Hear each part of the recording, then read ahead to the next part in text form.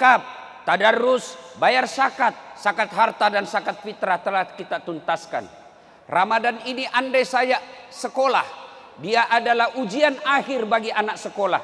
Seperti layaknya ujian, ada yang lulus ranking 1, ranking 2, ranking 3, ada juga yang sekedar lulus, tapi tidak sedikit yang tidak lulus. Dan ciri-ciri orang yang lulus itu, kita yang ada di depan dan saf pertama karena senang menyambut Aidil Fitri. Dan ciri-ciri orang yang tidak lulus, tidak dapat ijazah, mereka yang pulang lebih dulu. Itu tidak dapat ijazah, maka dia cepat pulang. Allahu Akbar, Allahu Akbar, Allahu Akbar, walillahil hamd. Suatu ketika Rasulullah sallallahu alaihi wasallam 1 Syawal sama hari ini naik ke atas mimbar ingin menyampaikan khutbah Idul Fitri.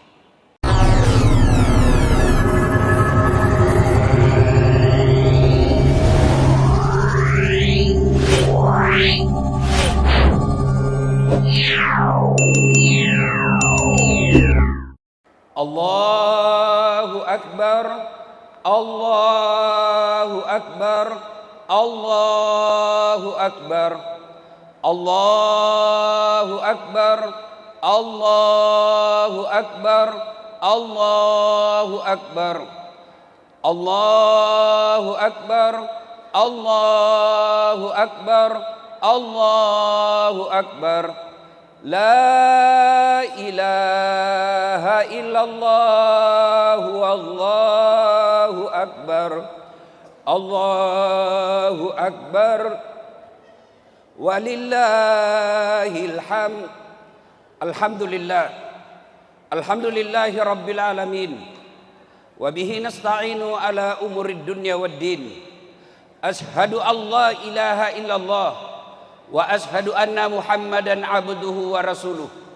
Allahumma salli ala sayyidina Muhammad wa ala alihi wa sahbihi ajma'in. Amma ba'd. Faqad qala Allah subhanahu wa ta'ala fi kitabil karim. Bismillahirrahmanirrahim. Ya ayyuhalladzina amanu taqullaha haqqa tuqatih wa la tamutunna illa wa antum muslimun. Wahai orang-orang yang beriman, bertakwalah kalian kepada Allah dengan sebenar-benarnya takwa, dan janganlah kalian mati kecuali dalam keadaan beragama Islam. Wa qala idan, bismillahirrahmanirrahim. Ya ayyuhalladzina amanu dukhulu fis-silmi kaffatan wa la tattabi'u khutuwatis syaitan innahu lakum adu mubin. Wahai orang-orang yang beriman, masuklah engkau ke dalam Islam secara sempurna, dan janganlah engkau ikuti langkah-langkah setan, karena sesungguhnya setan itu musuh yang nyata bagi kalian. Wa qala idan, bismillahirrahmanirrahim. Innallaha wa malaikatahu yusalluna 'alan nabi. Ya ayyuhalladzina amanu sallu alaihi wa sallimu taslima. Sesungguhnya Allah dan para malaikatnya bersalawat kepada Rasulullah Muhammad sallallahu alaihi wasallam.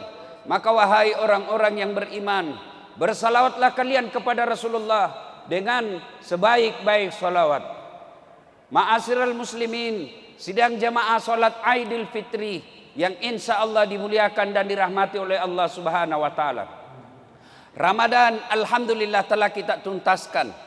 Puasa, tarawih, witir, iktikaf, tadarrus, bayar zakat, zakat harta dan zakat fitrah telah kita tuntaskan. Ramadan ini andai saya sekolah, dia adalah ujian akhir bagi anak sekolah. Seperti layaknya ujian, ada yang lulus ranking 1, ranking 2, ranking 3, ada juga yang sekedar lulus, tapi tidak sedikit yang tidak lulus. Dan ciri-ciri orang yang lulus itu, kita yang ada di depan dan saf pertama karena senang menyambut Aidil Fitri.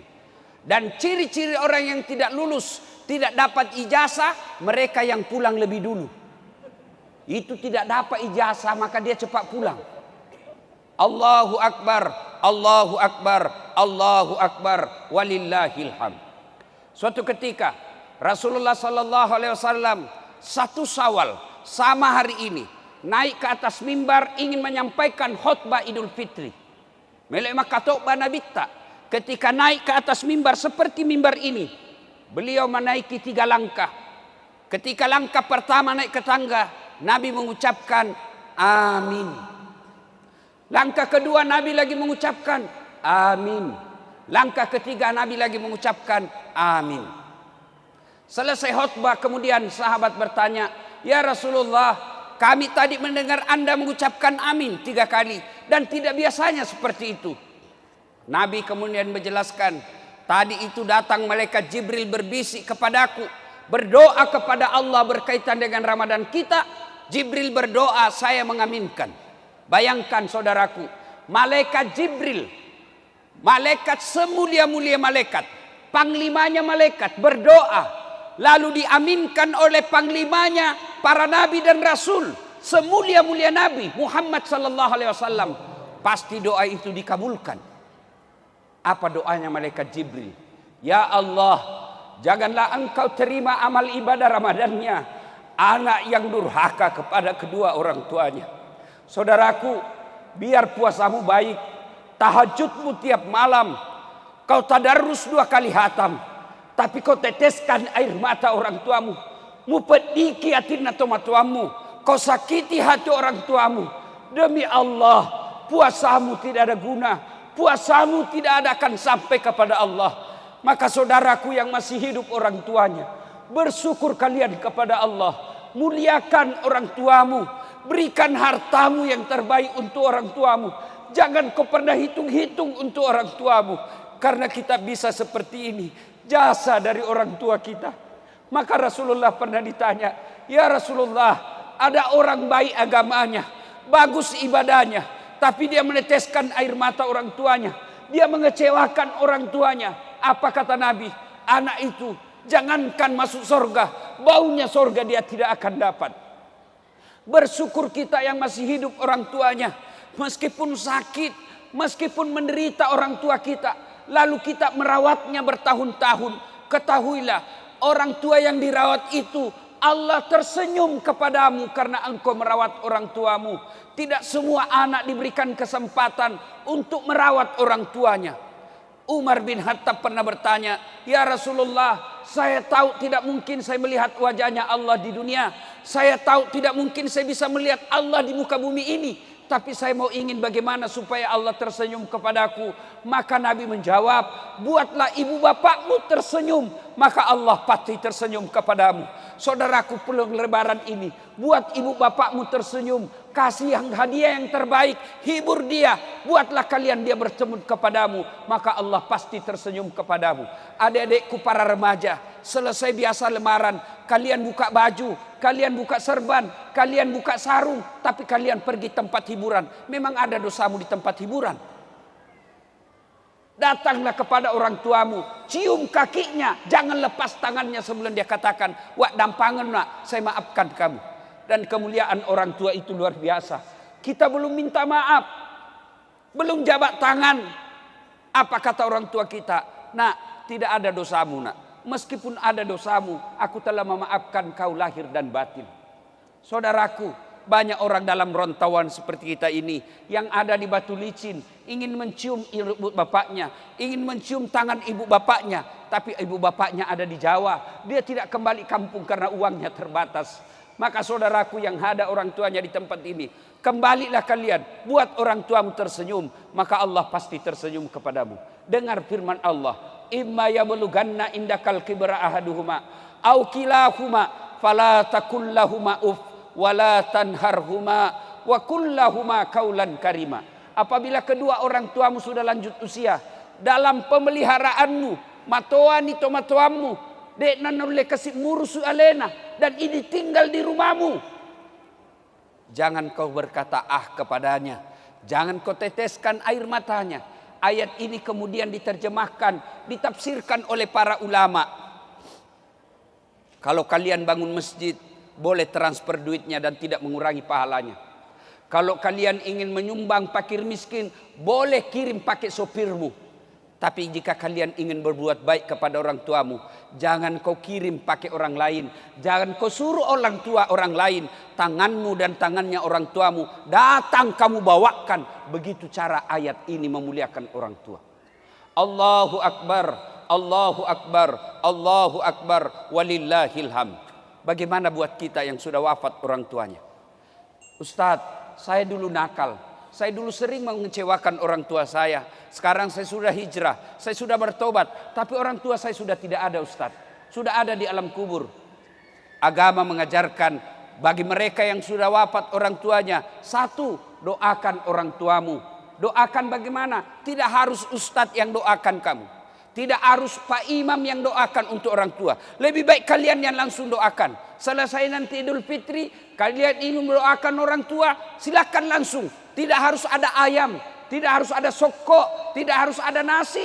Kalian duduk menghadap kiblat, selesai ini doakan orang tuamu. Dan tidak harus melalui dasat latif, tidak harus melalui ulama, tidak harus melalui habaib. Doakan langsung, karena doa paling baik untuk orang tuanya dari bibir anaknya. Dasat latif doakan orang tuamu belum tentu pernah kenal baik. Maka doakan. Apa doanya Ustaz? Tidak harus kau bahasa Arab. Puang, tak dampangi dosana tomatuaku. Ya Allah, ampuni dosa orang tuaku. Terima amal ibadahnya. Lipat gandakan segala kebaikannya. Lapangkan alam kuburnya. Jadikan kuburnya menjadi taman-taman surga. Tapi ingat, saudaraku para akhwat, ini makun raya perempuan, kalau pergi ziarah kubur, tidak usah kau pergi ziarah kubur kalau kelihatan auratmu. Tidak usah kalian pergi ziarah kubur kalau kau tidak mampu menutup auratmu dan pakai jilbab. Kalau kau pergi ziarah kubur tidak tutup auratmu, disiksa orang tuamu di kubur. Seolah-olah malaikat berkata, lihat kau itu anak gadismu, datang melihat kamu, dia pertontonkan auratnya. Untuk apa kalian bawa bunga? Untuk apa kalian bawa pandan? Kalau kau tidak datang dengan doa, apalagi sampai kau perlihatkan auratmu. Allahu Akbar, Allahu Akbar, Allahu Akbar, walillahil hamd. Yang kedua, kalau wafat orang tua, setelah doakan, sedekah. Ustaz, saya mau orang tuaku terang kuburnya. Kirimi pembeli lampu di masjid. Ustaz, saya mau orang tuaku supaya ada AC di kuburnya. Kirimi pembeli AC di masjid. Insya Allah sudah ada di situ. Bapak yang sudah ada duit di kantong, niatkan pulang nanti ini berbagi supaya orang tua terang kuburnya. Allahu Akbar. Yang ketiga, cara berbuat baik kepada orang tua sudah meninggal adalah mengunjungi karib kerabatnya. Sudah datang orang tua, masih ada paman kita, masih ada acil kita, datangi mereka. Jangan acil kita yang datang, jangan paman kita yang datang. Kita yang datangi paman kita. Itu yang diajarkan oleh Nabi. Paman saya miskin, paman saya tidak ada sekolahnya. Jangan lihat itu semua. Tapi agama mengajarkan anak yang datangi saudara bapaknya atau saudara ibunya. Allahu Akbar, Allahu Akbar, Allahu Akbar, walillahil hamd. Yang kedua, orang yang didoakan tidak diterima amal ibadah Ramadannya. Lalu malaikat Jibril lagi berdoa, ya Allah, janganlah engkau terima amal ibadah Ramadannya Muslim yang tidak mau memaafkan sesamanya Muslim. Saudaraku, pilkada, pilcaleg, pilpres kadangkala membuat kita pecah persaudaraan. Itu keliru dan salah. Orang sudah jadi wali kota, orang sudah jadi bupati, orang sudah jadi presiden, orang sudah jadi anggota DPR. Kalian bertetangga masih musuhan, apa yang kalian dapat? Boleh kalian berpecah, boleh kalian berbeda pilihan, boleh kalian berbeda caleg, berbeda partai, berbeda calon gubernur, silakan. Tapi ajak tasi salah-salah, jangan bercerai-berai. Orang yang memutuskan tali persaudaraan, biar puasanya lengkap, tarawihnya tidak ada putus, zakat sedekahnya baik, 30 malam, tiap malam tahajud. Tapi dia memutuskan tali persaudaraan. Depan rumahnya bermusuh gara-gara parkir, sebelah rumahnya bermusuh gara-gara taman, sebelah kirinya bermusuh gara-gara got, belakang rumahnya bermusuh gara-gara binatang ternaknya. Dengar ancaman Nabi. Atadruna manil muflis? Tahu enggak kamu pendusta agama? Tahu enggak kamu orang yang bangkrut di akhirat kelak? Bangkeroi matoko akhirat, pailit dia di akhirat nanti. Siapa mereka? Jarusu wa khati'ur rahim, tetangga yang jahat sama tetangganya dan yang memutuskan tali persaudaraan. Maka ikhwanul muslimin, saudara-saudaraku orang Islam, saudara-saudaraku ibu bapak yang hadir di tempat ini, kalau ada yang bermusuhan, kemarin gara-gara tanah, kemarin gara-gara warisan, kemarin gara-gara pilkada, selesai ini. Datangi, jabat tangannya, salawat kepada Nabi. Allahumma salli ala Sayyidina Muhammad wa ala ali Sayyidina Muhammad.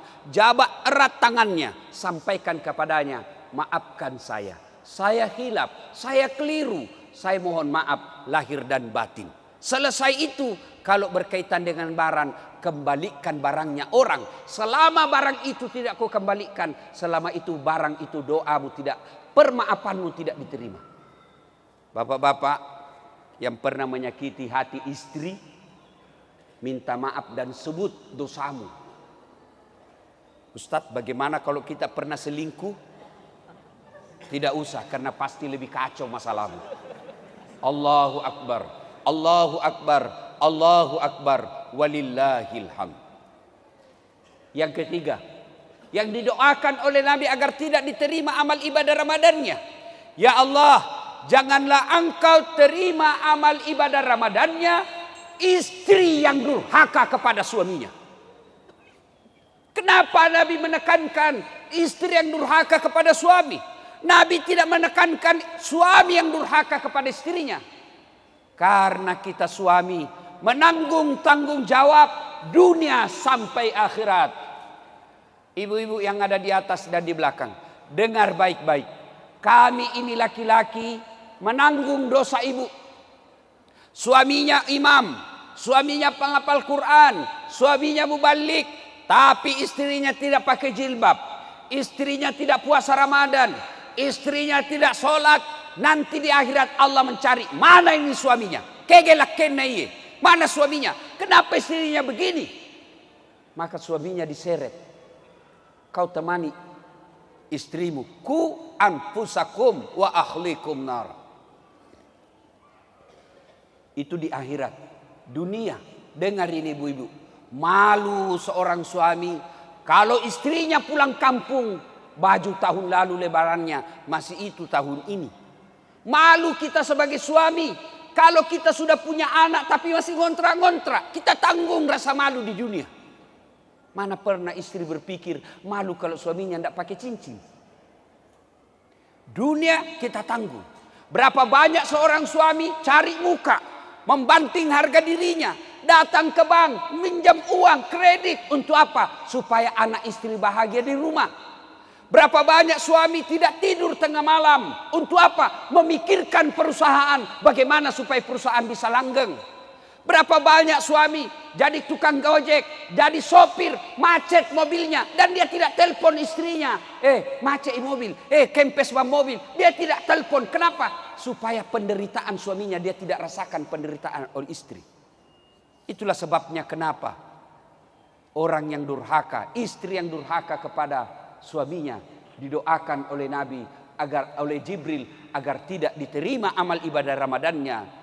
Dan Nabi mengaminkannya. Ada jamaah yang bertanya, Ustadz, bagaimana kalau suami yang durhaka sama istri? Tidak dijelaskan dalam hadis ini. Allahu Akbar, Allahu Akbar, Allahu Akbar, walillahil hamd. Kalau ibu-ibu tidak senang sama suami, bukan dengan memakinya, bukan dengan menghinanya, bukan dengan menceritakan kejelekannya, tapi jalannya kamu pisah baik-baik, bukan menghinanya. Ada 4 golongan orang yang didoakan oleh Nabi menjadi bahan bakar api neraka, menjadi bahan bakarnya api neraka. 4 jenis perempuan. Satu di antaranya adalah istri yang suka berkata kasar kepada suaminya, istri yang suka memaki suaminya. Maka ibu-ibu yang saya cintai karena Allah, selesai lebaran ini, jangan dulu kau ke tetanggamu. Jangan dulu kau kepada suaminya orang. Jangan dulu kepada bosmu. Tapi datang kepada suamimu, minta maaf. Bapak-bapak juga, jadilah suami yang baik. Karena bagaimana istri kita mau baik kalau kita sendiri tidak bisa menjadi teladan. Selalu kita berdoa, Rabbana atina fid dunya hasanah wa fil akhirati hasanah wa qina adzabannar. Yang doa di dalamnya satu di antaranya, ya Allah, berikan kami keselamatan, kebahagiaan di dunia. Dan kebahagiaan di dunia itu ada 4 unsur kata para ulama. Yang pertama, punya suami yang baik, punya istri yang baik. Kita bisa bahagia, kita bisa dakwah karena kita punya istri yang baik. Berbahagia bapak-bapak yang punya istri yang baik. Saya bisa ceramah seperti ini karena punya istri yang baik. Bayangkan kalau saya mau ceramah di atas mobil, tiba-tiba istri saya WhatsApp, Ustaz, kesetrum anakmu. Mana bisa lagi saya ceramah? Maka itulah fungsinya istri, membuat suami keluar cari nafkah, membuat hati suami tentram. Jangan malah begitu suami keluar, kita WhatsApp dengan kalimat yang tidak enak, kita kirimi pesan-pesan yang tidak nyaman dibaca. Kalau ada sesuatu yang ingin disampaikan, sampaikan secara langsung setelah ada suamimu di rumah, supaya dia bisa tenang, fokus bekerja cari nafkah ketika dia ada di luar. Allahu Akbar, Allahu Akbar, Allahu Akbar, walillahil hamd. Yang kedua, unsur fid dunya hasanah, punya anak yang soleh dan soleha. Percaya saudara-saudaraku, ketika kita wafat, pergi bapak ziarah kubur, siapa yang doakan kita? Ibu-ibu nih yang ada di atas dan belakang. Begitu ibu meninggal, siapa yang doakan ibu? Suami? Tidak, dia kawin lagi. Siapa yang doakan kita? Anak. Bagaimana anak kita mau doakan kalau dia tidak pernah diajarkan agama? Lihat anak-anak kita sekarang. Lihat anak kita sekarang nanti kalau ziarah kubur. Dia cuma datang ke ziarah kubur lalu dia tulis OTW ziarah kubur. Sampai di kubur dia foto lagi dirinya pegang batu nisan. Kuburan nenek saya. Dia tidak ada berdoa. Maka begitu gambaran kita nanti ketika koniki buree, bapak ibu sudah dikubur, yang doakan kita anak. Kalau anak tidak dididik dengan baik, jangan harap dia akan doakan kita. Dan saudaraku, dikubur bukan 1 tahun, bukan 10 tahun. Bapak pergi merantau ke Jawa, orang Jawa merantau ke Batu Licin, kada nyaman, bulik ikam ke kampung.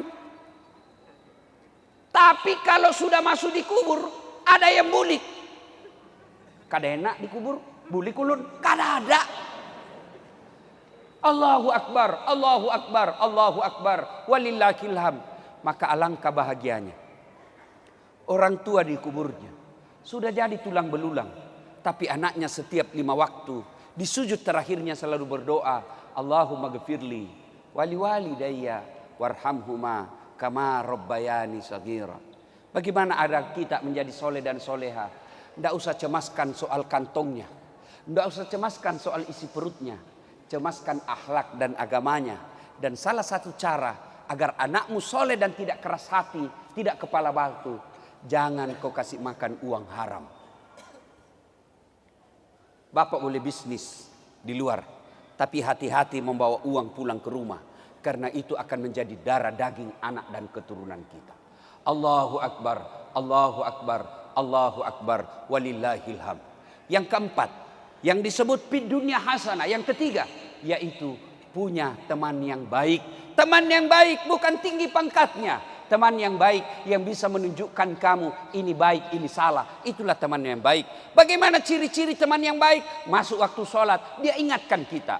Masuk waktu sholat, dia ajak kita sholat. Itulah teman yang baik. Mana lagi teman yang baik? Mereka yang akan hadir ketika susah dan dia akan hadir ketika kita senang. Allahu Akbar. Dan yang keempat, fid dunya hasanah itu adalah punya harta yang berkah. Harta yang berkah itu bukan jumlahnya banyak, tapi berapa banyak harta kita bisa dinikmati oleh orang lain. Allahu Akbar, Allahu Akbar, Allahu Akbar, walillahil hamd. Sidang jamaah Aidil Fitri yang saya muliakan. Pada akhirnya, mari kita pelihara amal kita selama bulan suci Ramadan ini. Kalau kita terlibat anak yang durhaka sama orang tua, putus silaturahmi, kemudian kita termasuk istri yang durhaka kepada suami, wala tayasu mir rauhillah, jangan kau putus asa. Mari mohon ampun kepada Allah, lalu bermaaf-maafan kepada sesama manusia. Inilah tujuan salah satu dihadirkannya ceramah dan Aidil Fitri, berkumpul kita di satu tempat ini supaya apa? Selesai Aidil Fitri kita saling mendoakan, taqabbalallahu minna wa minkum. taqabbal ya karim siyamana wa siyamakum. Demikian semoga ada manfaat. Barakallahu li wa lakum wa izza'il mu'minin innahu huwal ghafurur rahim.